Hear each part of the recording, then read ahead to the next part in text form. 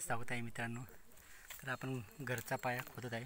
बघा किती खोली झालेलं आहे, केवढं खोली आपण केलेलं आहे। तर आपण एवढं खोली झालेलं आहे तरी आपण खोदकाम सुरूच आहे।